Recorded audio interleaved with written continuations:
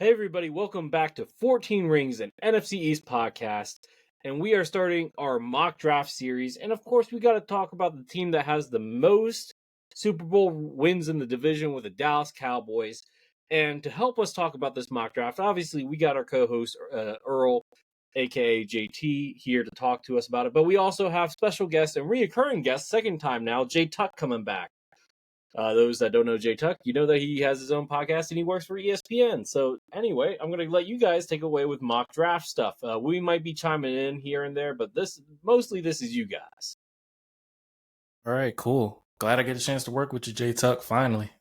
Yeah, likewise, man. Likewise. Let's do it. Yeah, let's rock it. All righty, with this mock draft, I decided to not roll with doing trades, where I do believe that there possibly will be some trades during the NFL draft. But I just wanted to get started with the first round pick, Jay Tuck. With our 12th pick, I'm definitely looking for something of a weapon. I do know that there's been a lot of talks dealing with either Amarion Hampton, as well as getting a weapon like Tet, as well as even Luther Burden, as well as even moving up to or staying to get a guard like Tyler Booker. But with my mock draft, I decided to go with Tet McMillan as our 12th pick. I feel that he has that body frame that I think Dak will utilize heavily, as well as just making sure that we have receivers that are Dak friendly. And I think Tet fits that with his 6'5" frame, as well as being able to have a couple of separation moves, as well as just kind of working on some routes. But at the same time, I feel like Tet might not make it to 12. But my honest pick for the 12th, I want Amarion Hampton from North Carolina. I feel that his running back skill, his body type, his body frame is something that I feel Dallas need heavily, especially with the O-line trying to be more physical. If you plug in Hampton to go along with that, you're going to have a guy who can go in between the tackles. He can get to the second level, as well as just being able to lay hammer for hammer, as well as still having that speed and agility to go along with it. What do you think, Jay Tuck? Well, I want to say, man, I thank you guys for having me on the show, but you really didn't need me because Earl hit everything on the head, So it's like, I mean, what can I say?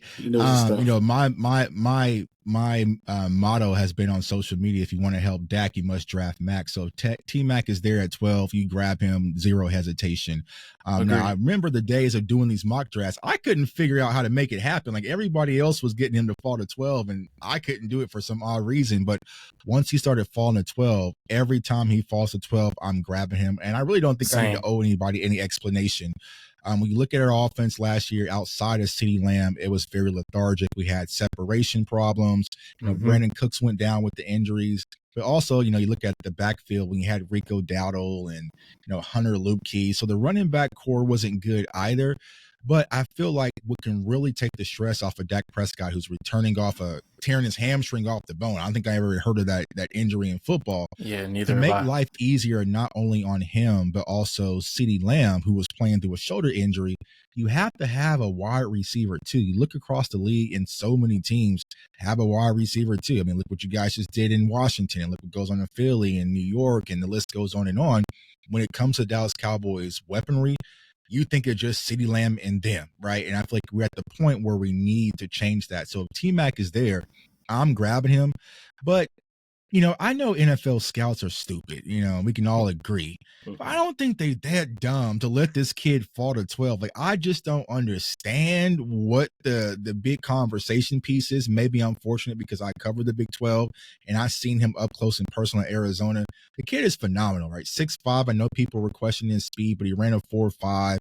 Hands of pillows, like big catch radius, like everything you want an X wide receiver. Now, is he that dog mentality that some people like? Probably not. But at the end of the day, even if he's Drake London or Mike Evans, I think I'll agree. I would take a Mike Evans any day of the week in Dallas. So if T-Mac is there, I'm grabbing him. If he's not, just like Earl said, I'm Amarion Hampton. I'm team Amarion Hampton. And I know a lot of people talk about Ashton Jeanty, who I think is phenomenal coming out of Boise, but I don't think it's mega separation between the two. And a lot of people kind of look at me iffy eye when I say that. But if you have or Ashton Genty as your running back one, then Amari Hampton better be your 1A. And I really feel like it goes back to reminding me a few years ago, you had Bijan, and a lot of people thought Gibbs was going to be a second round. I remember doing those mocks. We're going to get Gibbs in the second round. And the Detroit Lions said, absolutely not, dog. You know what I'm saying? We are on him too. And they picked him with the 12th round pick. Now, I think we'll all agree on this panel. I don't think they made a mistake, No. And so a lot of people were saying, oh, Tuck, you shouldn't get Hampton. You should only trade back. No, you get the players and you get what you need that can have instant impact. And Amari Hampton is a well-balanced running back. He can do it all. He's physical. He's tough. I had no idea he was the size he was until I ran up to him at the combine. Because when he came to the podium, I was like, who the hell is this? I'm like, this ain't the kid. He is a tank. And then he goes out there, runs a 4.4. And, I'm a Florida State fan. So I got to experience the Amari Hampton experience up close and personal when he ran all over my Seminoles. So it's like, if that kid is sitting there at 12, you grab them. So, you know what I'm saying? Earl, I got no counter for your arguments. I know some people might say Matthew Golden instead of T-Mac, but those two are instant impact, and I am looking for instant impact in Dallas, and those are my two guys. And well, I tend to agree with you guys, but I am going to throw out another name just because I think that I think he's a sleeper in the first round. I think he's a top 10 talent. He's not going to go top 10. But Mike Green out of Marshall, 17 sacks last year. The guy's a monster. And if you decide to go on the defensive side of the ball, that's the guy you need to go after. I know that you have Micah, but why not have a dynamic duo at the edge? Well, Lucas, when I think of that, especially with Mike Green, he was definitely one in the earlier mock drafts for Dallas. But at the same time, with what Dallas was able to do in free agency, signing back Fowler, that kind of shores up that. And as well as Sam Williams coming off injury, we still got to see what he can do. So Eberflus got he got utility with whatever he wants to do with Perrin besides Micah. And even at that point, we got Marshawn Nealon. So I think at some point in time, we got to figure out what we have with that room, especially with Peyton Turner, where you can rotate guys in there. But I do have a good in the later mock draft that I think no one is talking about that I think would be a crazy steal for Dallas into that. But back to you, Tuck, with everything with Amarion Hampton. The reason why I like Hampton so much, I got a chance to watch him the last 2 years. And just seeing his run style and his play was one guy what I felt like he definitely deserves to wear that star on his helmet. Because in my mind, for Dallas to get this thing going with physicality, I want to build a running back room with SWAT cats, where I think Amarion Hampton is T-Bone, where we can either utilize Deuce Vaughn, maybe Javonte Williams as Razor, where I want to create the SWAT cast with this team. And I think with what the physicality and things they have there, it's almost like lightning and thunder. But I think for Hampton, I want to be able to have the defense say that they're tired of hitting this dude with him hitting the second level. And I think Dallas haven't had that since Ezekiel Elliott, young Ezekiel Elliott. Right. And with everything going back to the run game where running back's starting to matter now, you get this dude. If Genty's gone, you get this guy. But if Tet's gone, you got to get him. But if Tet's there, you get him because who knows? He might be able to fall to the second.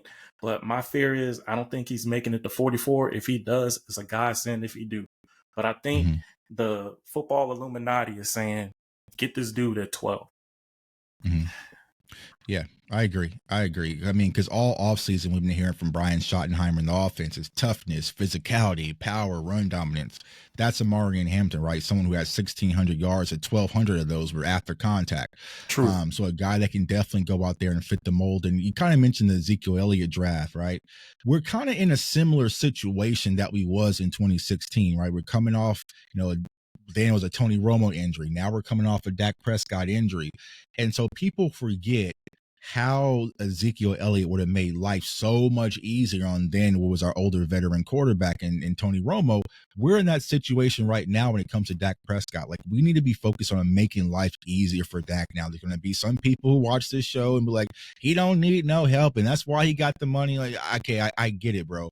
But in order to really get to where we're trying to go to, you want to make life easier on your quarterback. And I think the easiest way you do that is giving you a dominant running back like Amari Hampton that you can just give the ball 25 carries, nothing too crazy, 25 carries, and let him handle the rest, because we see how life changed for Philadelphia by having Saquon. It took some of that burden off of Jalen Hurts to be Superman every game. Some games, you have Saquon just go out there and, oh, sorry, Mel. Some games you have Saquon go out there and just win you games, right? But then when it was time for Hurts to really turn up and really be that quarterback that he is, then you got that moment. So I feel like that same thing needs to be applied for Dak Prescott, and Amari Hampton definitely fits that bill. Agreed. I got a question. I want to jump in real quick before you go to the second round. Last week, Earl, you mentioned you're on the train of getting Keenan Allen. If they do get Keenan Allen, does that change your pick, or you still would go receiver, running back, or just running back?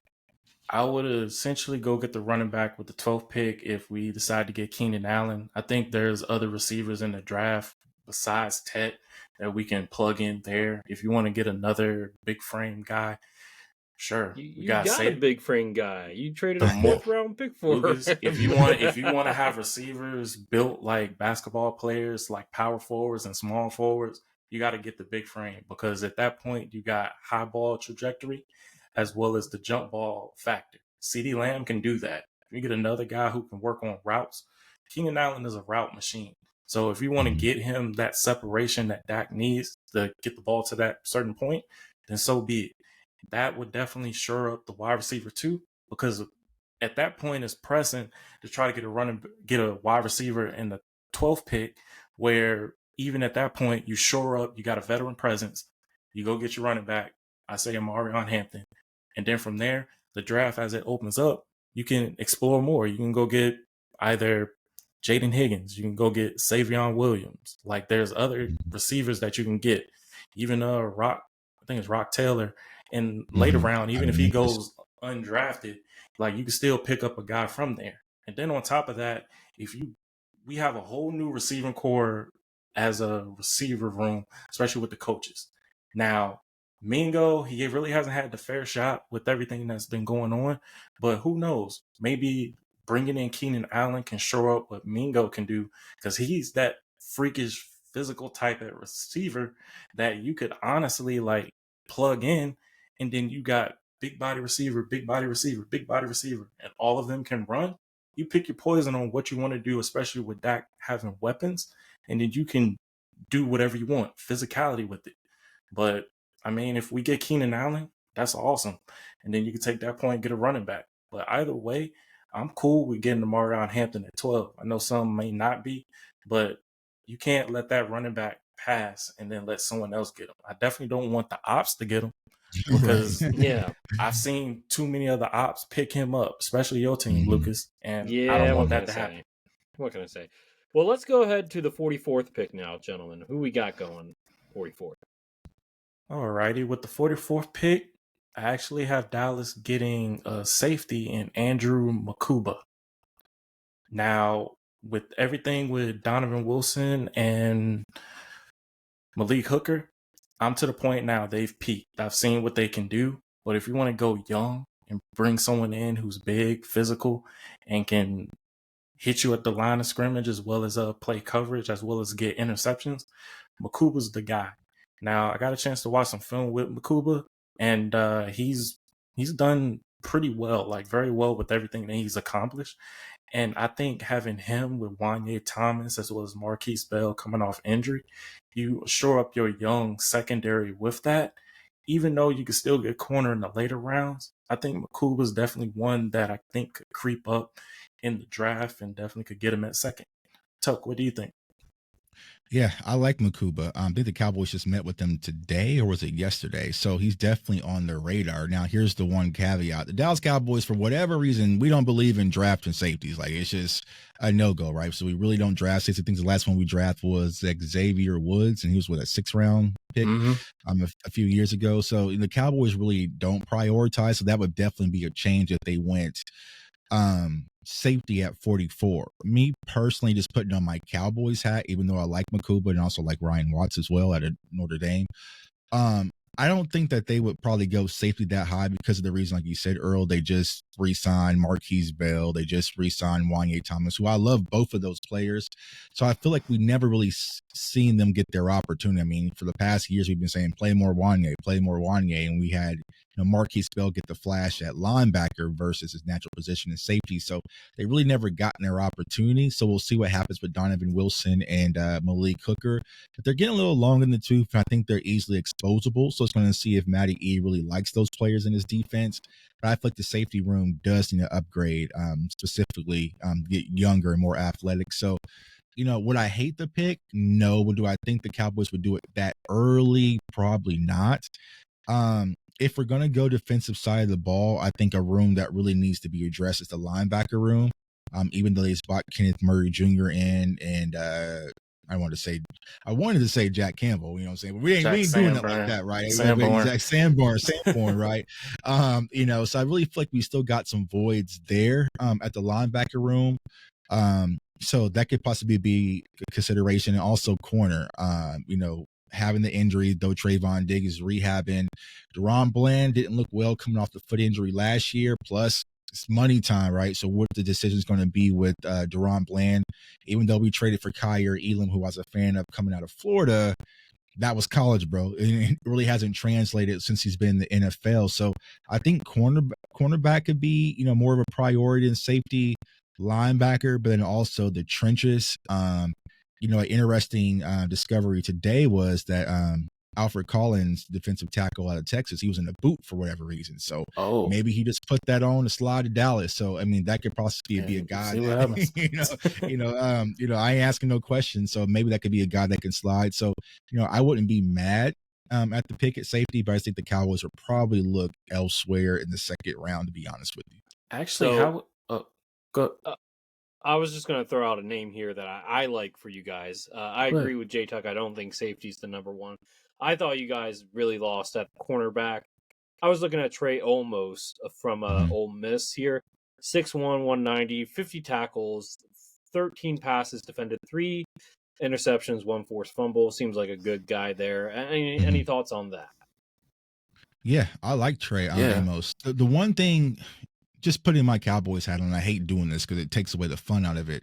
When you look at some of those physical man press corners, I think the Cowboys are going to think, well, we traded for Kyer Elam and he's going to be the guy that fits it. And then you drafted, Kalen Carson last year.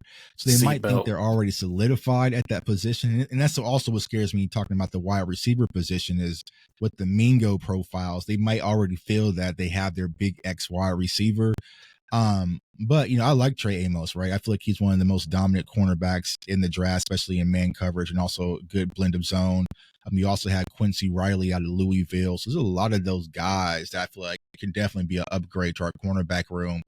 But I just think, I hope the Cowboys don't get complacent because they feel like they already got their guys because they've been running this whole thing all off season where they're trying to hit these, I call them $5 parlays, right? It's just like and I don't mean to interrupt, but you guys can't be complacent. You guys were 7-9. 7. But what they're going to say is we had a lot of injuries. I know that's what they're going to say. I'm just saying you should. Yeah. Oh yeah. 1000%. I think that's what Cowboys fans are trying to avoid is stop the complacency. But I feel like from their standpoint, they feel like we have a good nucleus. And if we didn't have those injuries, we'd have been riding it when that was not the case, right? We all saw a struggle throughout the course of the season, even with the healthy Dak Prescott. So, me personally, I would like to see them press the gas a whole lot more, but I think they're going to feel like, oh, we did. And we traded Kyer Elam. They feel like they can change water to wine for some weird reason. And it's like, I can save them, bro. I can save her. I can change her. Like that's the Cowboys mindset with a lot of these Peyton Turners and Jack Sanborns and Kyer Elams and Jonathan Mingos. We must think the world of our coaching staff and we can just work out miracles. And they might hit on one or two, but I don't think it's more than enough to solidify where we're trying to go. And with that, Tuck, I think if they decide to go running back with the 12th pick, how would you feel with them going second with the receiver, maybe like a Savion Williams?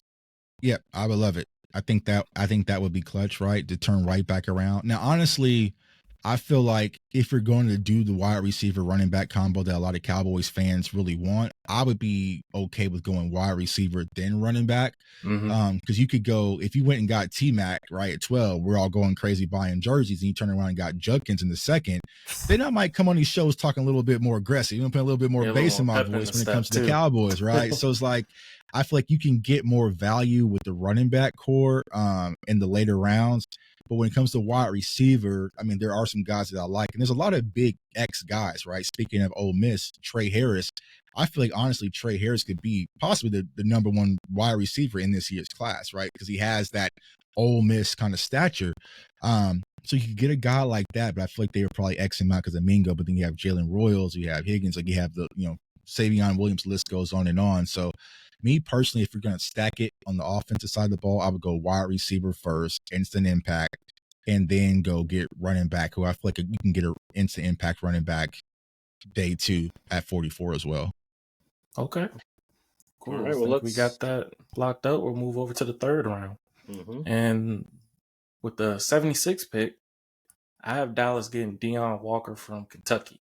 Now, with the physical side of it, especially with the trenches, I'm looking at this guy, especially with his height as well as his size. I was looking either into the second, where if we were able to get like a Kenneth Grant to pair with Mozzie, at least for that, he would have his buddy with him. But at that time, we were able to clog up the middle, but also have guys coming off, being able to be active to push the pocket as well as get to the quarterback. I want a disruptor. And I think if Deion Walker, if they're able to work with him just on his hand movement as well as just keeping him afloat where he's not so light in the legs, I think he could be a very physical presence, because we've seen what the Eagles have done with their line. And Jordan Davis, he's probably bigger than Bigfoot. And he's basically moving around, agile, got into his football body weight, and just wrecking havoc. So I definitely think Deion Walker would be a solid pick, especially at the third round, where we can shore up the trenches in that pick. Yeah. Deion Walker was one of the first prospects I broke down on my channel, and I feel like he's lost some money, especially after his Senior Bowl and his combine. His RAS score lit up red like, a bunch of stoplights. But what I was explaining to my chat today when I did a live show on the draft was like, Matt Eberflus, right? Where does he come from? He comes from the Rod Marinelli tree, right? And Rod Marinelli was, used to getting the most out of the defensive line, right? Getting that motor. So you have this guy in Deion Walker who has creative player type size. He was a former basketball player and at that size, right? So he has some athletic traits, inconsistent hands, inconsistent pad level, inconsistent motors. But if you want to take on a project of a guy that you can get in the third or maybe fourth round and could possibly get one of the most disruptive monsters in the draft, you go with Deion Walker, because he's a guy on the right coaching staff. If you get this kid going, let's look out. I mean, it's almost like, you could get like a great value project to turn into Chris Jones possibly. Like, he has that much upside potential, but you're going to have to be patient. You're going to have to work with them.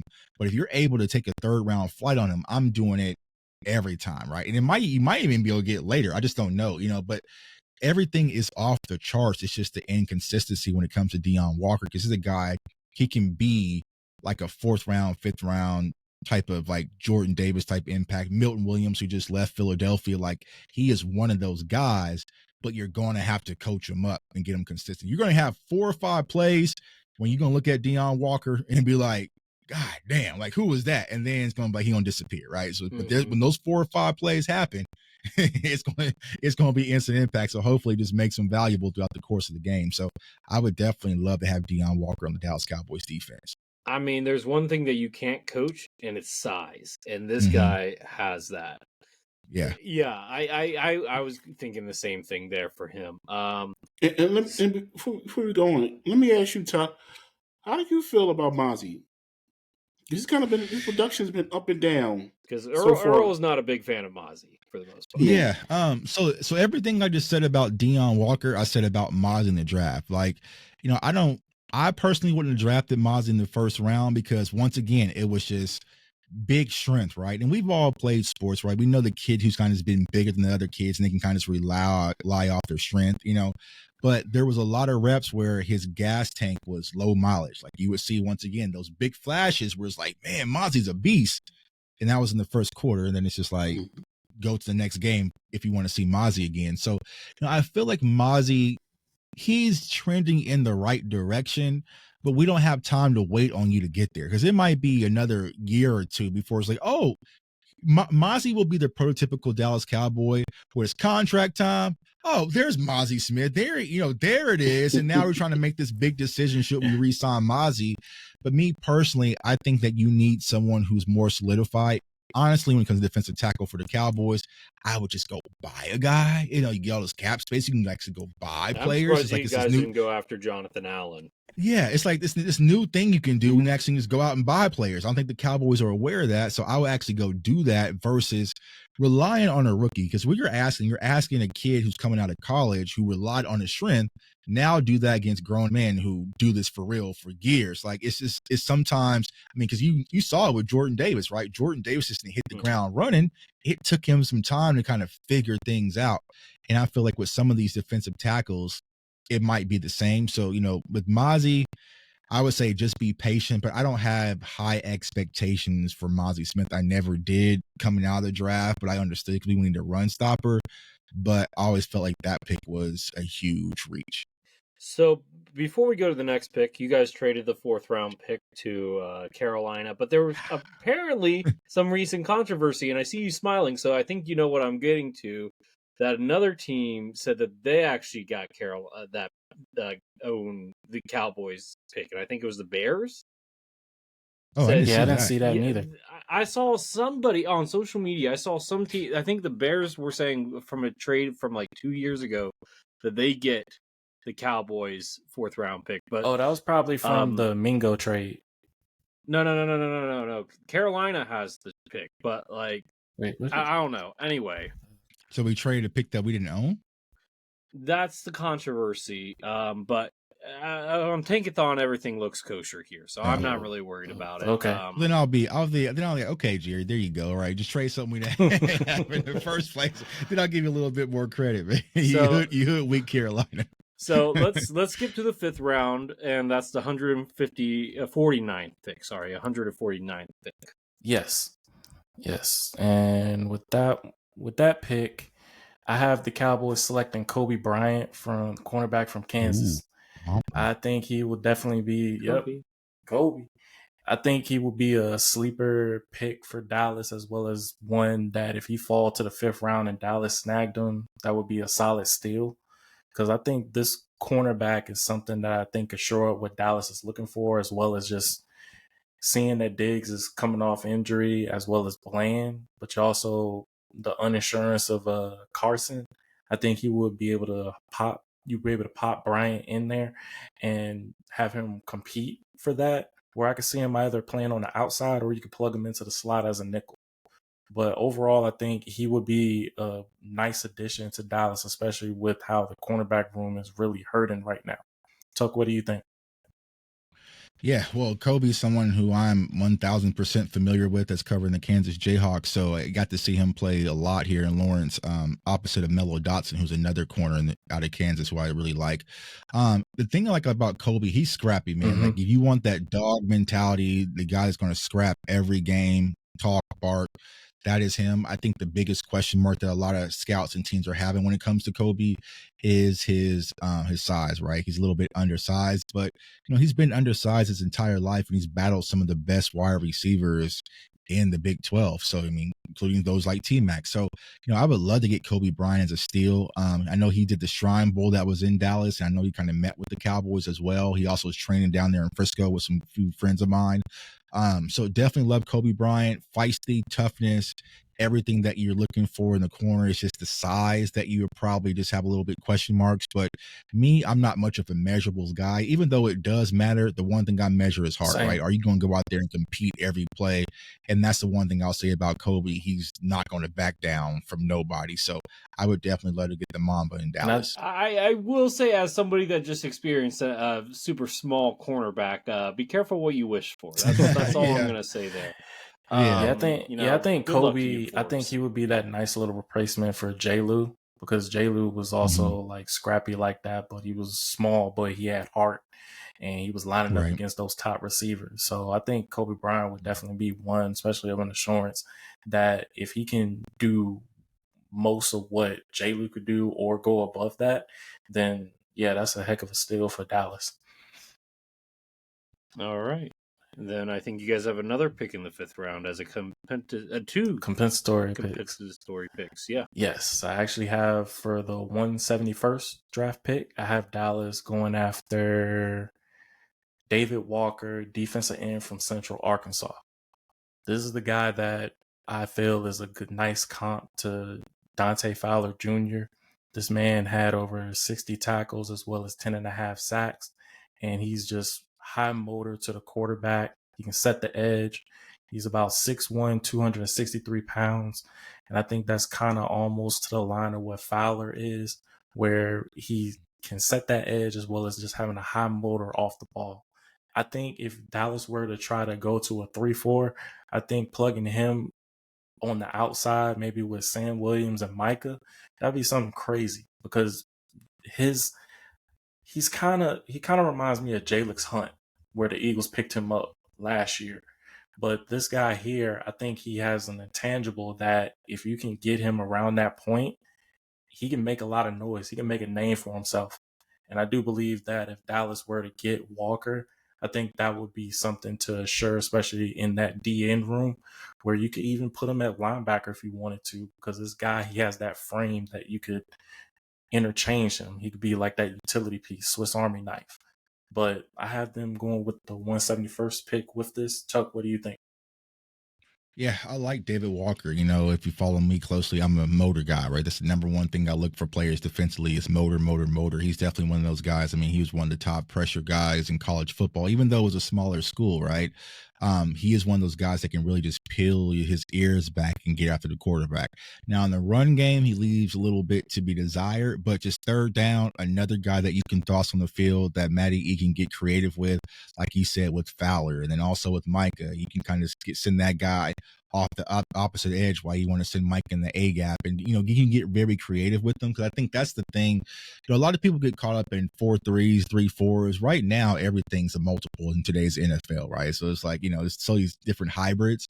But I would think that, yeah, Walker could be a guy that is just an extra wood for the fire that you can toss out there, because I think the one thing that really happened to Dallas Cowboys, you know, knock on wood, was injuries, right? Injuries crossing the board. Like everyone was just going down. And when those really hit us, that's when things really took a toll. So you want to be able to keep guys fresh and not wear Micah down and wear Fowler down. So you can definitely toss in a guy like Walker out there, especially be able to contribute on special teams as well, to go out there and just peel his ears back and get off the quarterback. So I love that pick. I love motor guys.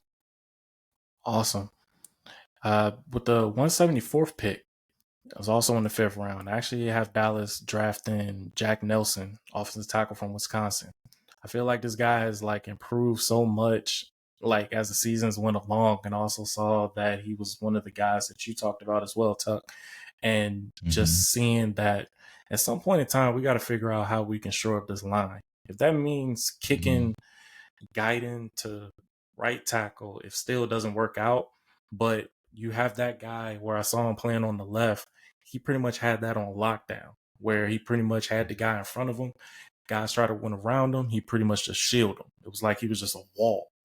And if we can get him in that round there, in the 5th round, I think that would bring the attention that what do we really have in the embodiment of Guyton, and where would you want him to go if we decide to get Nelson, who looks like he's a better improvement from Guyton, being the 1st round pick for Guyton, where in my head I thought about maybe with his height and his physicality, I'm not sure if he's big enough, maybe you shift him to guard or try to move him to where Steele is if you wanted to try to do a post-June cut with him. But I think if we're able to get Nelson, I think that would shore up Dak's blind side, as well as still being able to utilize Guyton to that physical side of him. I would put him at guard and then try to shore up what you're going to do there as easing him out to the right side if still it doesn't work out. because I think this might be his last year to try to fully do something. But if they're really Mm-hmm. going to have him go with run focus, I think that would actually be a nice pickup for Nelson. Yeah, I love Big Jack Nelson out of Wisconsin. I'm really not sure why a lot of people aren't talking about him. Like, I don't know. Well, let's keep it that way, right? But when it comes to Jack Nelson, 6'6", right, 310, extremely athletic, and the thing that really stood out when I watched this film was he is just violent. Like, I want guys that can finish their blocks, especially in the run game. He's just nasty, and I feel like if you add him alongside on that left side with Tyler Smith, and then Cooper Beebe, who I loved out of Kansas State. And then you got Brock Hoffman, who kind of has a nasty streak. He can kind of just bring a different mentality when it comes to our offensive lineman under our new offensive line coach. So, I would be jumping for joy for Jack Nelson. Like honestly, this mock draft that you just drafted, man, I'm good, right? You know what I'm saying? So I'm feeling good right now. But I would love to have Jack Nelson. Speaking of Tyler Guyton, what it gives you the opportunity is, hey, bro, you can work on your game, right? You can work on your game, but then he gives you that insurance policy if something does happen, and you might have to swing Tyler Guyton to play his natural position that he played at OU, which is right tackle, right? And then if you need to possibly kick Tyler Smith out the left tackle in case of, so you get that creativeness with it. Now, when it comes to Jack Nelson playing guard, I mean, technically he probably could, but I just think with this frame, he's more fitted for being on the perimeter. Oh, I mean, Guyton as guard. Guyton as guard. Possibly, maybe puts on some weight. Possibly, yeah, it possibly. It's the interesting nugget that, and of course we don't know. We'll see once we gear up to campus, right? I think that they're going to strongly consider moving Cooper Beebe over to right guard. I can see that as well. Now I know that the center thing, just talking to Cooper Beebe, salute to my neighbor, Mike McCarthy liked Cooper Beebe at center, and that's like because you didn't have no other center, bro. You know what I'm saying? Like, just keep it a buck. So, that was more of a Mike McCarthy thing. So I know that his offensive line coach has already spoken about playing him at his natural position at guard, where you don't have to consider snapping the ball. You can just go out there, be physical, nasty, and put people in the dirt, and that's what Cooper Beebe just did his entire career, right? So, you could possibly consider Guyton at guard. He does have a mean streak, but with his frame as well, he's probably more suited athletically to be on the perimeter. Okay. But I really want to see Tyler Guyton on the right side, right? And I feel like Tyler Guyton kind of fair deal, right? The kid never played left tackle, get drafted first round for the Dallas Cowboys to replace Tyron Smith, and it's like, here you go, kid. And it's like, bro, I was a tight end at TCU. You know what I'm saying? Like, we're gonna say, so it's like big shoes to fill. So maybe he will grow this offseason, but I think that you still should approach the left tackle position if you were to get Jack Nelson out of Wisconsin. I think that's a phenomenal value pick, especially in the 5th round. And also with that, if Beebe does decide to move to right guard, how would you feel with drafting Jake Majors from Texas? Jake Majors out of Texas, another one, man. You're hitting it right on the head. Love Jake Majors out of Texas. Just a pure center. And I really haven't looked at the center market, like where people gauging centers to go, because sometimes they can kind of get just weird where it's like, okay, it's in the 4th round and people just start randomly pulling centers. But once again, if you're getting Jake Majors in the 5th or 6th round, right, a guy who's been starting center for Texas since his time being there, extremely valuable, high IQ guy, and then you kick Cooper Beebe over to that right guard, I feel like the Dallas Cowboys now have a good young nucleus when it comes to their offensive line, which is desperately needed. Now, quick question, Earl. You with Jake Majors, is that going to be the Cowboys pick in the 6th round at 204? I mean, it could be, but I'm just saying in general, it's like one that's a possibility where you. Well, I'm asking, are we at 204 now? Are we still on 140, 174? Oh no, I'm about to go to 204 right now. Okay. All right, with the 6th round, the 204th pick, I have Dallas getting J.J. Pegues, defensive line from Ole Miss. This guy is a freak of nature where his stats, he really had a decent amount of stats on the defensive line, but a surprising stat, he had 21 carries for 69 yards and 7 touchdowns. And wait, what? Yeah, I said that. He's a defensive lineman and they used him as like, what, a fullback? They line him up. Imagine the tush push, but him going as an RPO. You have a fullback already, right? I'm looking at defensive interior. This guy has a motor. And Eberflus, he likes his guys with motors. And under that Marinelli tree, it was a saying of the UFO, unidentified flying objects. I feel like he would be one of those flying objects that you're like, man, who is this guy? But if you want to bring physicality, put him in the backfield on short yardage. I promise you he'll get 5 to 10 yards. I seen this guy line up. He runs almost like Derrick Henry. if the Lions can do it, why not y'all? Exactly. Right. If they can do it, we can do it too. Anything you could do, I could do better. And I think for him, he will bring that rewarding for the 6th round pick, as well as just being to have different utility for his style. Yeah, when it comes to JJ, I think specifically the void that he could possibly fill. Now, of course, we're getting the 6th round, so that your expectations kind of die out a little bit. But with the Dallas Cowboys losing Chauncey Golston and him now becoming an op, we lose that defensive tackle that can play on the outside and perimeter. And that's the one thing about JJ. He also played in the B gap, but he also played 5 technique as well. Right. So he's a guy that can be disruptive, still get stops in the backfield, just kind of cause chaos, but still get pressure, still get quarterback hits. So he can be kind of a new chess piece, quote unquote, for Matty E. The one thing I'll say when it comes to JJ, of course, is just, technique sometimes it's just inconsistent, right? But we're in the 6th round now. There's going to be a lot of, projected guys, but just with that size, his versatility, athleticism, you mentioned him playing running back, it's hard to pass up on, and especially if you're trying to solidify the Dallas Cowboys defensive line. So I like that pick. Awesome. And with the 211th pick, I actually have Dallas going on the interior line again, getting Tyler Batty, defensive end from BYU. I see a guy who also can set the edge, someone with the big physical presence as well as being agile. He can drop back in coverage to be sneaky at times. And overall, from what I saw this past season from him, he's definitely one that I felt was like a leader on that BYU defense. And one that I feel that if you continue to add to that defensive line room, I think you'll be able to address everything that is needed from that, while still having young guys, but you also have guys that can get to the quarterback, be able to set the edge. I think that was one thing that was a problem with Dallas the last couple of seasons, where some of the DNs didn't set the edge like they needed to. And I think if you're able to get guys in here who can do that, Batty is definitely the guy. And if you can get him in the late round like that, I would say that's another steal for Dallas. Tuck, what do you think? Yeah, when it comes to Tyler Batty, right, 6'5", has the size. He's very lunch pail. Now, I don't like Tyler Batty for personal reasons because my daughter, she goes to BYU and she just has the biggest crush on him. So it's just like, whatever, bro. You know what I'm Giving saying? us some Like, insider information. Okay. He's just so dreamy. I just love I'm like, whatever. You know what I'm saying? So But here's the thing. J Tuck. If she ends up dating him, guess what? Your daughter set up with an NFL player. That's right.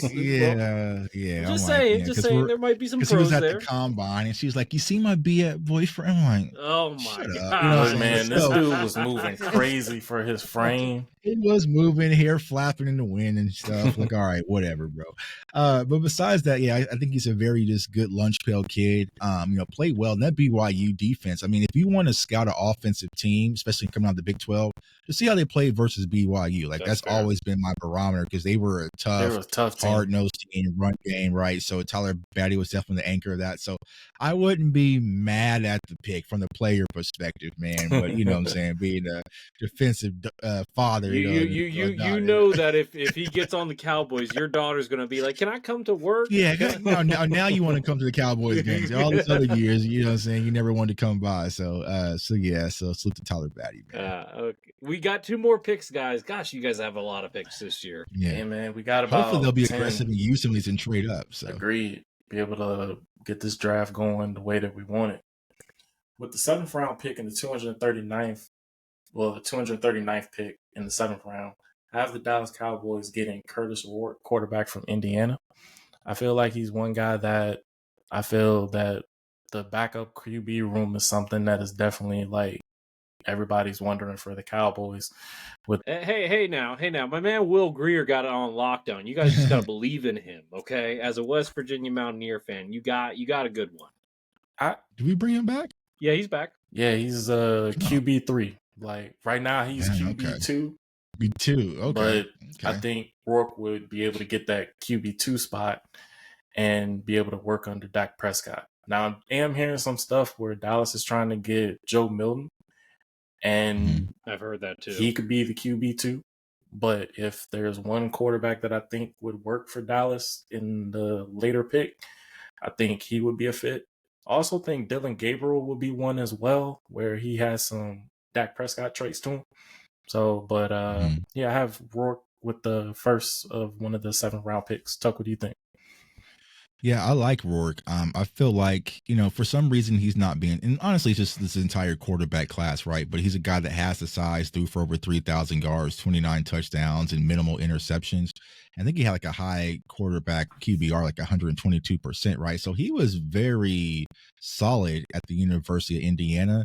And me personally, I would take someone like Rourke in the draft versus trading a 5th round or a 4th round pick for a Milton, right? I feel like, if you're going to work about that. I like Milton. I think he can be a starter in the future. I'm going to be honest. The way I feel, honestly, if Dak Prescott goes down, oh yeah, you guys, like, you know what I'm saying? There's no rod in the wave, and like, nah. Like, let's just get in, tank for Arch, and get back to business. So, I just feel like, at the quarterback position, I really wouldn't spend a high premium value pick in trading away to get Milton. So if I can get Rourke in the 7th round, I would do it. Now, here's the caveat though. Mike McCarthy's gone. Yeah. So who's going to be these guys that coach up these QB projects that we have? You know what I'm saying? Because I know a lot of people criticize him and say he shouldn't be in the NFL. But if you look at the last game versus Washington, Trey Lance didn't look that bad when he first got his final start and out. You know what I'm saying? So it's like, but that was Mike McCarthy, quarterback coach, Super Bowl winning coach, QB guru. So do we really have that can build this project up? And does Brian Schottenheimer even have the time for it? We don't know. But I would like Rourke to Dallas, especially if you're getting him in the 7th round. Agreed. And with the final pick that Dallas have in the 7th round, the 247th pick, I just threw that at an edge, and that's Elijah Alston, edge from the U. I got a chance to look at some of his tape, and he's definitely another guy that will be a nice little depth additional piece where if you want to give Micah some time away from the edge and put him at linebacker, you got a plethora of edges that you can rotate in that I think would be able to do enough to get the job done while still having Micah on the field. And the more the merrier, and the more that you want to be scary at the edge position, yeah, plug Alston in there. Tuck, what do you think? Yeah, shouts out to Elijah Alston, man. I'm very familiar with him. He was actually on the show, did an interview, so shameless plug if you want to learn more about him. Even though I'm a Florida State guy, he came on. But he talked about Mike Green. He played opposite of Mike Green at the University of Marshall as well. And when you look at Elijah Alston, he looks like I don't know what it about. It kind of feels like Micah Parsons cosplay, right? Because he wears a number 11. Yep, he got that jersey tucked and abs showing, right? So he's a typical edge rush guy. But I think that he's a guy that can just be disruptive. He has the size. He's actually bigger in person than I thought he was, just watching him, talking to him on interviewing Cam. And so, yeah, he's a guy that, very high IQ, good motor. He's going to go out there and give it his all every play. And he was a leader in the University of Miami. Like, there's so many articles. Cam Ward spoke extremely highly about, EA. So yeah, he would be definitely a steal, I would say, to get in that last pick of the draft, Elijah Alston, because there's a lot of upside potential. But you get a good quality leader as well, even though he just went to the wrong university in Miami. But I can't fault him for that. Yeah, and well, we go ahead. I was just gonna say, yeah, I think that would be a nice little pick there. But also, I was wondering, how do you feel about Jaquindon Jackson, running back from Arkansas, with that last pick? So Jaquindon Jackson, right? That's is he play NCAA college football 25. He's the glitch because he was a quarterback that went to the University he's a of Texas. Cheat code. I played against Henny against him. Yeah, he's a freaking cheat code, man. Ran so, I like Jaquindon Jackson because he went to Arkansas and they just converted him to running back and he put on a lot of size, right? But he turned into a decent running back. But I mean, he can sling the ball too. So, I mean, that might be your QB2, your running back too, you know what I'm saying? Right, all wrapped in one person. So I definitely like Jaquindon Jackson. I like his versatility, what you can bring with the weaponry, because he can also has good hands as well. So sitting in the 7th round, that's the last pick of the draft. Yeah, that's definitely a guy that you can use in and get creative with, especially some of these like gimmicky plays and wildcat formations and all sorts of things. I would definitely love that play. Nice. And that concludes my mock draft. And I had more players up on here, but didn't get to them. But I think that was done very well. Appreciate it, Tuck. Yeah, like it. Love it, man. Love it. Love it. Love it. What grade do you give Earl's mock draft? So we're taking Mac, right? Mac is the true pick. And then Hampton I would second. We gonna say A. That's a A, man. That's a A. Like yeah. Let's go. You get Mac and you get Hampton. We're done. I'm party. We're Kick going back, out. relax, grab a snack. So we got an A plus here then. Yeah, I would say A plus. Yeah, you pulled that off, man. Like yeah. Maurice, Mel, any thoughts? You can go first, Maurice. First of all, Earl definitely did his homework. Absolutely. So shout out Earl. Oh, I have a good job, draft man. board I'm looking at right now. I like it. Now, the only thing I would, as a Eagles fan, looking through the window at your guys' team, I would prioritize offensive line maybe a little earlier in the draft. But besides that, I do recognize the fact that you guys do need weapons on offense. You need something. You need another toy for Dak to play with because maybe multiple running back, maybe a receiver too. I like Ferguson, and we know what CD can do. I would prioritize offense, maybe offensive line. So as of right now, who do you guys have replacing Zach Martin? As of right now, it'll probably either be Cooper Beebe or Brock Hoffman or TJ Bass. That's probably, guys that you're probably not familiar with. But, I mean, if we're keeping it honest, when Zach Martin went down last year, actually our offensive line played better when he was gone, which is surprisingly, right? So you had those guys step in and get those reps. So, it's Zach Martin, right? You can't replace Hall of Famer, first ballot, like slam dunk Hall of Famer, right? But our offensive line actually played a lot better. But I also do think that's because Mike McCarthy schemed our offense better when Dak was out because there's a lot of Cooper rush. Get the ball out real quick. Like, just throw it, bro. Like, I was doing the whole video where I was counting down like how many seconds he had to throw. And it was just like 0.5, 0.6. Like, he was just first read, let it rip. If not, so be it. So that could have had some impact. But overall, I think our offensive line will be okay. It's not as bad as people want to make it because we're losing Zach Martin. I think it'll be decent enough. I think it's more about the scheme, the coaching, and a lot of different things. Your OC is now was the former offensive line coach for the Cardinals. Cardinals, right? Yeah. So exactly. You guys, it's in good hands there. Right. So, we lost Earl for a minute, obviously. That's okay. Smoked the draft and left. We're gonna keep on going. I don't think there's any major Cowboys news, right? J Tuck, anything we need to know about? Anything we need to talk nothing about? Nothing as of yet. It's just kind of just be patiently waiting on the Micah extension. When that will happen, we do not know. We'll be waiting until week 1. Yeah, exactly. That being said, let's get to the next part of team news, which is Mal. And gosh, there's a lot to talk about, and I am excited to talk about. This. Mal, you go ahead and introduce this. I'll wait. Yeah, so Giants country, let's ride, guys. Today. Oh gosh, is that what he said? No, that's just what I'm saying. Okay. That's what I was about to say no, don't say that. No. But so. Yeah, the Giants signed Russell Wilson to a 1-year, $10 million deal that could be up to $21 million if he reaches his incentives. But that's only if he reaches his incentives. And then we also signed Jameis Winston. So we have 2 vets on the roster now, along with Tommy Cutlets. So before I get into my thoughts, I want to hear what you guys have to say first. So let's start with Maurice. What do you think, Maurice? Oh, you're making me wait. Fine. Mm-hmm. You're going last. J-Tuck's going next.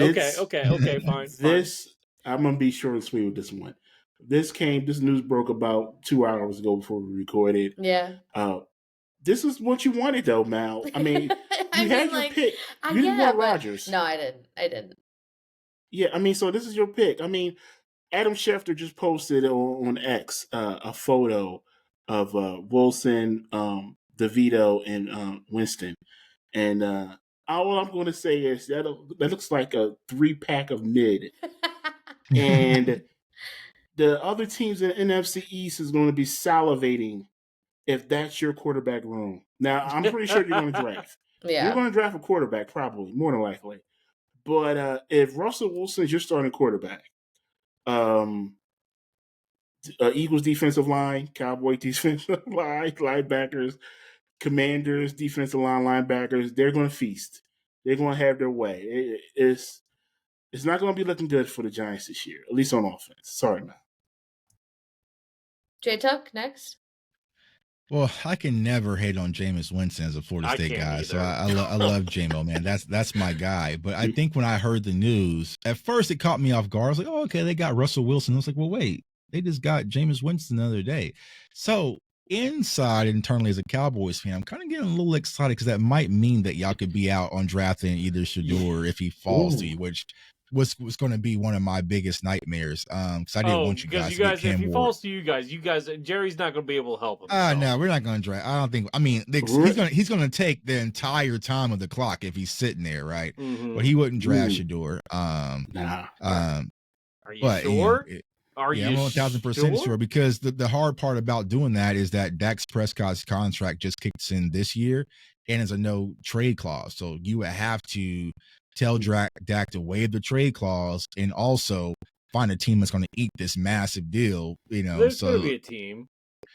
I mean, you could, but I mean, what value you're going to get for next year? You know what I'm saying? So I don't think you would go with Shedeur, Lucas right? Is wishing this into existence. I want this chaos. This is the chaos that I mean, it's going to be commercial after commercial. They might even give it extension if that's the case. But overall, I think this is a good pickup. It gives you that kind of safety going into the season because even if you don't get a Shedeur or Cam Ward, which you're not going to get, I still think you're good enough to still compete. I feel like this is either Winston or Wilson. It's an upgrade over Daniel Jones and what they had, right? Because all you guys really needed was a competent quarterback last year, and you'd have been a whole lot more competitive. So overall, I like what the Giants are doing. It's going to be interesting to see how they handle things draft season because if it's going to be Travis Hunter or personally, I think the move would be Abdul Carter if quarterbacks go 1 and 2.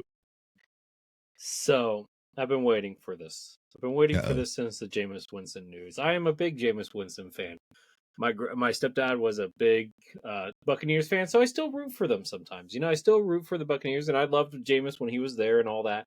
And Jameis just has that energy. He has that New York energy. And I thought this was a slam dunk, home run. Loved it all. Chef's kiss, all of it. I was going to applaud Mao and the Giants for a second week in a row, which I know I never do. I know I never do it. But I was.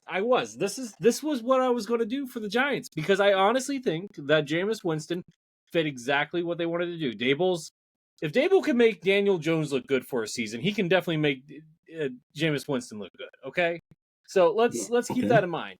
And then but all this positive energy was muzzled out as soon as I saw the news that Russell Wilson was going to go to the Giants. Because, honestly, in my head, I'm like, okay, before the news broke, I was like, okay, you draft Shedeur third. You got Shedeur as your future. You got Jameis as your either veteran, mentor, locker room guy, backup. And then you got Tommy DeVito, the guy that knows the system the best. Dable's guy. If he moves places, DeVito's going to go with him.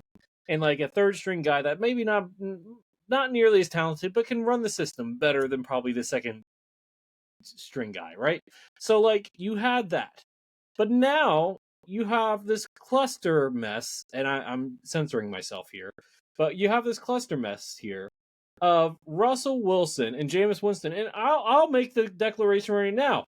Jameis Winston, I would rather have him as my starting quarterback than Russell Wilson. I would. Mr. Unlimited? Huh? You don't want Mr. Unlimited as your quarterback? I don't. I think that he like Mr. Rogers, who was in the New York neighborhood last year, need to retire. I think so. I think, not to say that Russell can't be a good backup, but he doesn't have the ego for it. Russell's ego is still a problem. Jameis has no ego. Jameis is cool, I'm going to be a backup, cool. I'll make random jokes. I'll be great at pressers, all that great stuff. But And like Jameis, you have a chance to go, close to around 500 with it. Russell, he started out hot. He got cold. Honestly, I was hoping he would go to the Browns. I think the Browns made more sense for him, honestly. In terms of just getting the opportunity, because like Kenny Pickett's not gonna start over him, and he might be better than Deshaun Watson at this point. But like now you have more questions at number 3 than you did this morning, right? Like, obviously Tommy DeVito is going to be the odd man out now, which I think the fan base would be sad about. No, right? We're not. Well, you might not be sad about, but No. I don't know why you are so hung up on him, Lucas. He's not good. Because I'm Italian, that's why. Anyway, not the He's point. not good. He But go ahead. always hangs around with the Giants quarterback. Right. Anyway, so look, am I busting Tommy DeVito's chops? No. Am I busting Jameis Winston's chops? No. I'm only busting Russell Wilson's chops, okay? So 2 out of 3 is not bad, okay? So my point here is that now you have more questions than answers, because you have 2 veterans who, I think Jameis is better, but you could say that they're on the same level of quarterback at this point. So, like, if you're not going to start Shador, let's say you draft Shador, or do you wait now and get a guy later in the round that might take a little bit longer to develop, but hey, you got a veteran that can start right away. Like, it brings more questions than answers. Okay, that's why I don't like it. I don't like it there. That's just my thought. Earl? Well, it's basically that they want to at least shore up something. Something is being addressed that if they were already shored up. No, but Lucas, listen to me. No. Like, it's maybe they're not so sure if they want to get a quarterback with that pick. I believe they're gonna get Jackson Dart in the second, but I don't think he drops to the second. I've been doing mock drafts, and I don't think he gets to past the second. Pittsburgh. I don't think he gets past Pittsburgh in the first. I don't know. We'll see. We'll see how it goes. But I can tell you this: it shores up what the Giants want to do with the third pick. They're either gonna go Hunter or Carter. So, depending what they decide to do with that, I think this just gives them a little more time to figure out what they're gonna do. I think Winston's gonna be the starter. But at the same time, if they're trying to do another 2 quarterback combo like what Pittsburgh did with Russell and Fields, then it may or may not work with what they seem of it. But maybe they're just trying to give some veteran presence to DeVito, because who knows, he might be the next in line. And while you have him now, maybe they'll be able to help polish him to where he needs to go. Or if they do decide to go get a quarterback, then by all means for it. My thing for this, and I'm done, is basically I had told Lucas that if they got Winston, I could see them either going Cam Ward or Shador to be able to learn from Winston. But now that you bring in Russell Wilson, then it's like, what are you trying to do now? So I don't know. I feel they got the 3 quarterbacks in the room, work it out. Maybe they're trying to go to a different position for that top pick, or they might trade it. I don't know. But yeah, Mal, you have a full quarterback room. How do you feel? Yeah, so I actually wanted to share this tweet before I say my thoughts. So someone tweeted, Justin Fields, Russell Wilson, and Jameis Winston all failing will bring out generational WFAN calls from Staten Island, and that is literally just the truth. We have some of the wildest personalities in New York right now, and honestly, I'm here for it. I'm going to be honest with you guys. I don't hate the move at all. I don't hate either move. I think Really? I don't hate either. I think that from what we saw over the past 2 seasons with Daniel Jones's neck injury to going to Tyrod Taylor being hurt to having his rib injury to going to Tommy DeVito going out with a concussion to Tyrod coming back half. And this happened with Drew Lock last year and Tommy DeVito last year with us releasing Daniel Jones. We had no serviceable quarterbacks on the roster. 0, none. Not one that ever looked competent, besides Drew Lock when he ruined our position for the number 1 pick, which is just in the Giants' way. But no, I don't hate either option. We now have 2 serviceable quarterbacks on the roster who, if something did happen, at least we could still remain somewhat competitive. It's better than Daniel Jones and Drew Lock. It definitely is. I think I would say not even slightly better, a little more better. So I don't hate either. And I don't think it rules them out of taking a quarterback at 3 if the right one falls to them. I also don't want them reaching. It's very, we've reached for Daniel Jones at 6. and we were cursed for years. It never worked out. I would rather them listen. And I think them doing this also secures that they don't know if quarterbacks are going 1 and 2. They don't know if it's going to be Cam Shador. And then what do? What do you reach for Jackson Dart at number 3? No way. You then have to take best player available, which would be Hunter or Carter. And then you now have that reassurance that you can do that and then take someone in the later rounds. I would take Hunter if I was you Right. guys, just if because it were my ideal world, I would take Hunter round 1 and Milroe round 2. That's just me. Or Jackson Dart if he was there. But that's really what I would do. And I feel that would be the best for what the Giant situation is. In the end, what were we really supposed to do? We're in a really bad spot where the quarterback class isn't as strong this year, and now you have the top 2 that could be off the board right before your pick. I think this is the first time in a while that I really don't know what route the Giants are going to go in the draft. I'm excited for it because usually I can anticipate it. Like last year, I was like, yeah, it's going to be Malik Neighbors. And it was. Like this year, I actually don't know which direction we're going. I'm just glad that we now have a quarterback room that actually has some experience and is serviceable. Like I said, haven't had that for 2 years. So that's my thoughts on it. Well, I will just say this. Your quarterback success, because the first couple of games before Andrew Thomas went down, you guys were competitive. After he went down, you guys had no chance. And so I think outside of getting a quarterback and maybe another wide receiver, getting a reliable left tackle to back up Andrew Thomas, because let's face it, his health is not good. I agree with that, but we also need to get a guard. We have literally like no guards on the roster that are really that good. Really that good. Like that I would say should be our starting guard day 1. We're moving Evan Neal to guard, but I don't know how that's going to work. Hopefully, I mean, it worked for Becton, but who knows with Evan Neal. So yeah, that's fair. That's true. All right. Well, we're going to get to my team now. And there's not much going on, but I just want to say, you know what, with fame, Jaden Daniels getting a little bit more recognized. We know that his mama, Miss Dan. Actually, I don't think her last name is Daniels. I don't remember what her last name is. Does anybody remember? I just call her Mama Jaden's Daniels. mom, Mama Daniels. We'll say Mama Daniels. If it's not Daniels as the last name, I do apologize.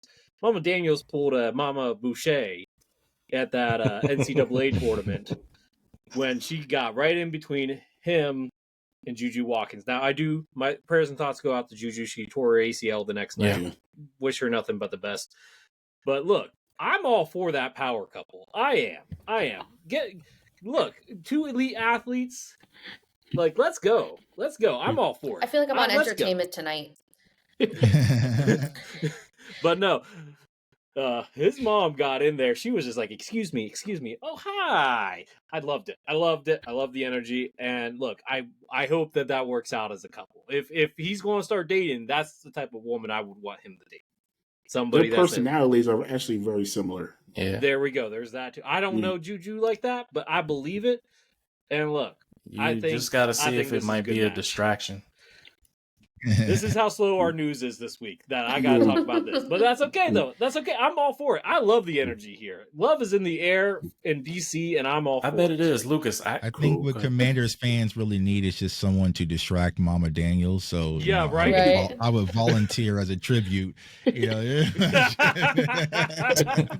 know, Baby Boy is one of my favorite movies, man. I just think Mama Daniels to get out the way so Jay Daniels can live his life. Yeah. Let that man live. Actually, Lucas, he is 24 years old. Actually, Lucas, I got some news for your team. Okay, I have a new nickname for the team. Oh gosh, here we go. My gosh. Or always likes to come up with different nicknames because he don't like the new name, and I don't blame him either. I was hoping for a rebrand this offseason. Right. It's like the Seahawks being the Sea Chickens. Yeah, the Sea Chickens. Before all goes, I actually like Wizard Kids. Wizard Kids is a good one. Yeah. All right, Tuck. I've had 3 so far. I'm gonna add a 4th one. So I had the Wizard Kids last season. Then I came up with the Whippersnappers. Then I had the Parappa the Rappers. And I think for this one, for Lucas, you might like this one. How about the Washington Kickatans? What? Why? Kickatans? You mean like Kickatan? Where'd that come from? Well, it's part of the Kickatan tribe. Look it up. Okay. I will look it up. Okay. I will look it up.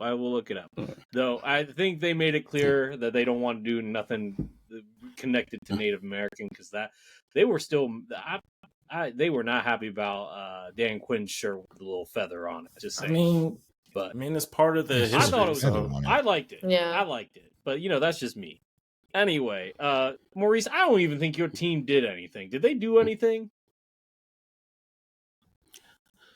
Nah, we made a signing. We signed a backup offensive tackle, Kendall Lamb, to 1-year deal, training camp body. Besides that, no real news coming out of Philly. Okay. Cool. We can move on. Yeah. We can move on. Let's get to our social media stuff. J-Tuck, I think we had a Cowboys one today. Right, this week, though, I think Earl made it a little bit too easy. I'm not going to mailbag first, though. Wait, it was a mailbag? Yeah, there was a Giants mailbag. one. There was Giants one. Then Mal had 3 questions. Oh, jeez. Oh yeah, she did have 3. I'm done answering questions. No, Yes. just kidding. Too bad. You got more. All right, go ahead. Well, one of them is kind of outdated now, but I'll ask it anyway. Yeah, we have 3 Giants mailbag questions. The first one was, what do you think the Giants are going to do in terms of quarterback, and are they going to get Rodgers? We kind of know the answer to that one already. Yeah, no Rodgers. Russell Wilson, let's ride. 1 year, though, so whatever. Yeah. Whatever. Ed asked the same question he asked Earl last week. What letter grade would you give the Giants' free agency so far? Please don't grade on a curve. On a curve? What does he mean by that? No, don't grade it off on a curve. Oh, honestly, I'd probably give it a B. Lean toward a B plus. I think we addressed some holes. I like what we did in the secondary with Holland and I think is Adebo. Is that how you pronounce it, guys? Adebo. Okay, that's what I thought. So I like what we did there in the secondary. I like the Chauncey Golston signing a lot. Got 2 vets in the quarterback room. I'll give it a B. And the final question is, why do you still call yourself the New York Giants when you play in New Jersey? All right. So, but without going on a rant, there's no space in Manhattan to build a football stadium. Yeah. Long Island, probably not the best option because it's Long Island. I mean, look, the Nets played in Long Island. Just saying. That was a long time ago. Yeah, that's a long time ago. It's close enough to New York City. Literally, it's 5-10 minutes down the turnpike. It's not that far. You overlook New York City, so I think it's the best place. And we can actually park there and tailgate. In the city, you can't do that. But that's why we're the New York Giants. We're still a New York market team. We just play in East Rutherford, New Jersey. But the Jets are the New Jersey Jets. Yes, the Jets are the New Jersey Jets. They always will be. Okay. Cool. And to be fair, do the Commanders play in Washington? Currently, no, but we are working on that. The Cowboys don't play in Dallas. Cowboys don't play in Dallas. Yeah. Only the Eagles, Philadelphia. Yes. Yeah. All right. So, Earl, it's time for your favorite segment, though. I think you made this a little bit too easy on us. Well, we'll see what happens. It's time for Who's That Football Player? How about them Cowboys? This player played with the Dallas Cowboys back in the 2014 season. This player had 88 receptions for 1,320 yards, as well as 16 touchdowns. Career awards: 3-time Pro Bowler, one-time first-team All-Pro, 5-time NFL Top 100, as well as 2012 Most Improved Player. Mal and Maurice, who's that football player? And J. Oh, I thought he good. He knows. He knows. Does he know this? I'm sure he does. I think he knows. You want me to go first? Yeah, Go man, ahead. go ahead. I think he knows. Des Bryant. I think that's your answer. Yeah. Go ahead, Lucas. I did the thing. I know who it is. Okay. All right. Most improved. I don't remember Dez getting most improved. It was a while ago. I'm getting old. It happens. Miles Austin. Tuck. I'm getting thrown off because it sounds like Dez, but I think the thing that's throwing me off is the most improved. I know the 13-20 stood out to me for Dez. Okay, this player won most improved, but it was not. It was the. It was not 2012. No, it was, but it's. What did you let me do, pull up Lucas? the proper name for My it. gosh. Oh, It's the PFWA, NFL PFWA Most Improved Player. Oh, it's not NFL. No, it said NFL PFWA Most Improved Player. That is what it says on Football Reference. I'm going off of that. All right. So what was the stats again? 88 receptions for 13, 20, 16 touchdowns. Yeah, it has to be Dez. It has to be Dez because he's in 2014, right? Mm-hmm. Go with your It has to be instinct. Dez. Yeah, it has to be Dez. Yeah, 'cause it's who else Dez. would have put this It's type of Dez. numbers? It's Oh, just it's that, Dez. that most Oh, improved Dez. thing. Yeah, that threw me off. Right. Yeah. It says it here. I don't know what PFWA stands for, but it's the NFL PFWA, whatever Pro that football, means. whatchamacallit. In means. 2012. Writers Association. Pro Football Writers Association. Okay. But yeah, Dez was that dude, and we definitely need another. We need a second coming of it. It's CeeDee Lamb, but we need another. He's 88 now. 88. Yep. All right. All right, so now we're getting to the poll questions. Yeah, poll question. So it was Commander's poll question this week. I'm just pulling it up, guys. Sorry. Going into the draft, which possible position is the biggest need for the Washington Commanders? DE, RB, CB, or wide receiver? And most said DE there, 78%. Do you have Facebook numbers, Lucas, or was it relatively the same? I did not check Facebook. Actually, the last time I checked it, which was a couple days ago, it was D end is definitely. Yep, defensive end. Yeah. You would agree with that, Lucas? Oh yeah, absolutely. Yeah, absolutely. Not even. We don't have a replacement for Dante right now, so yeah, I'm all. You only have a for it. replacement for Chase Young. Chase Young had And, one good and season. Montez Sweat. I'm not gonna. I'm Montez, sorry, we do that kind hurt of you, miss. Lucas. Sorry, Lucas. Man, that hit him right in the heartstrings. So it's just can we not open old wounds? Like, can I just forget the Ron Rivera era ever happened? Yeah. Just like seriously. Well, I mean, it technically didn't because whatever. It didn't. Yeah, it happened. Mhm. Okay, so We'll never let you forget no. it, I guess. I guess Never. never forget. Never say never. No. Okay, so Eagles trivia. So, which Philadelphia Eagles running back has the most top 10 rushing yard seasons in franchise history? Go with J Tuck first. What do you think, J Tuck? Eagles running back. Yeah, who has the most who has the most rushing yards in the top 10 of those top 10 best seasons of rushing history? Like, who has the most yards the most times in a single season? LaShawn McCoy, right? So you say Shady McCoy, Mao. I'm between LaShawn McCoy and Wilbert Montgomery, but I'm going to go LaShawn McCoy. Okay, Earl, Shady. Maurice. Wilbert Montgomery. Maurice, Shame. no, No. I did that intentionally. No, I this did is that just like our intentionally. other podcast. No, I guys, did you it don't understand. intentionally. Our other podcast, No. Maurice I gets that's all why I the did it. trivia wrong. He doesn't go with the crowd and he gets it wrong. No, I know. I'm telling I knew it was shady. Uriah. I'm telling Uriah. Yeah, tell him. I'm telling Tell him. That's It's a Shady joke. McCoy. It's Shady It is McCoy. shady. Yeah. He has 3. Wilbur Montgomery did have 2, though. So I shout know. out to him. And he's also Listen. tied with Ricky Waters for 2. Listen, if Saquon plays 2 more seasons, he will tie. Yeah, I think Yeah. Shady had a little Yeah. over 6,000 yards in that span. What? With the. Like his franchise thing. It's all three All- together. Oh, I'm pretty sure. Oh, all 3 seasons Yeah, combined? he had about 6,000. Those top 3 seasons, let's see. 6,000. 2 of them are 1,300, so that's 26 plus 16, 42. 42? Okay. 4,200 and some odd. I'm not doing the exact math. It's late at night. It's all guys. I'm not good. doing Appreciate that. the stat nerdiness.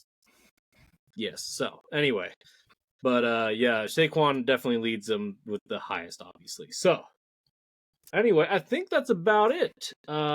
So how about Mao, because you're doing your mock draft next week? How about you go ahead and wrap things up for us.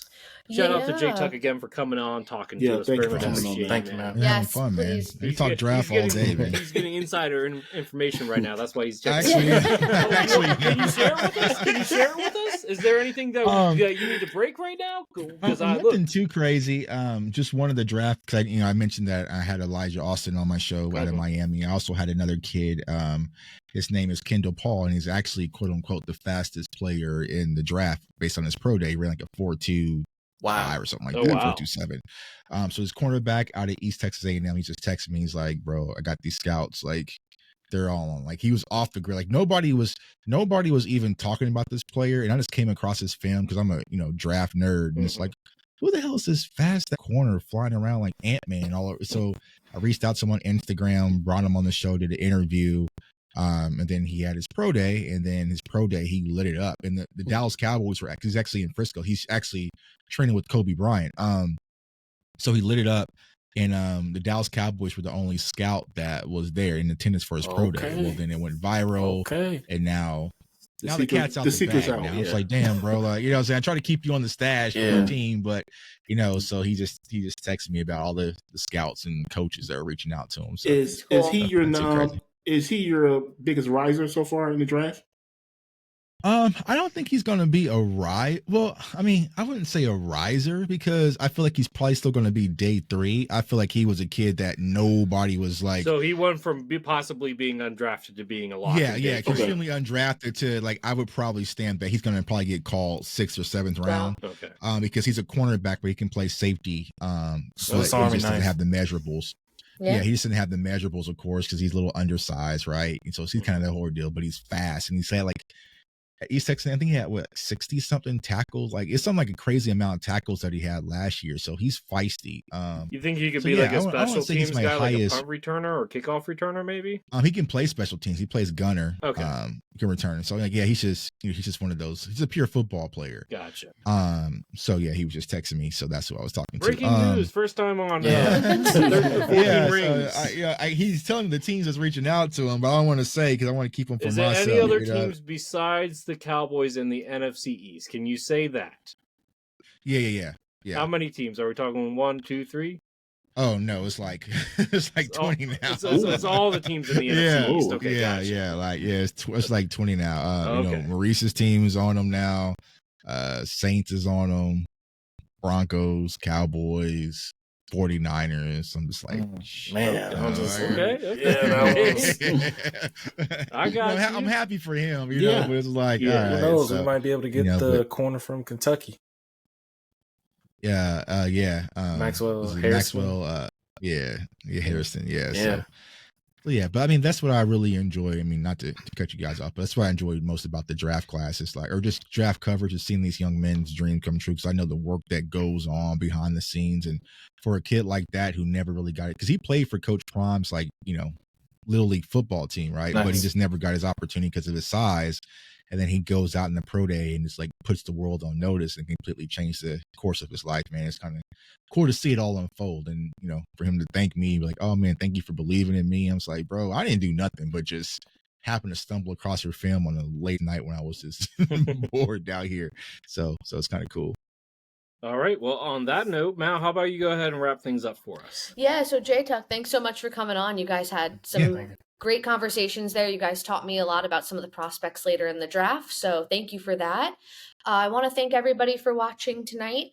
Please make sure you subscribe to us on all of our platforms. So Amazon Music, iHeartRadio, Spotify, Apple Music, and YouTube. And make sure you follow us on our socials, Facebook, X, and Instagram, 14 Rings and NFC East Podcasts. Everybody have a great day. And TikTok and JTuck, where can people find you? Yes, JTuck. You can find me on all social media platforms at JTuck151 and my YouTube channel, CFO Sports. All right. We just did a Jonathan Mingo film breakdown for the Cowboys fans who want to see Jonathan Mingo. Give JTuck a follow. He knows what he's talking about. Absolutely. Thank you guys for having me. Of course. Absolutely. Can't wait to have you on post-draft. And hopefully, if we draft an offensive lineman, don't hit my phone.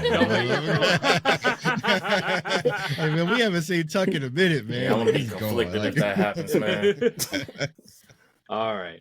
Well, everybody else, good night. See ya. Auf Wiedersehen. Peace. Bye, y'all. Blessings.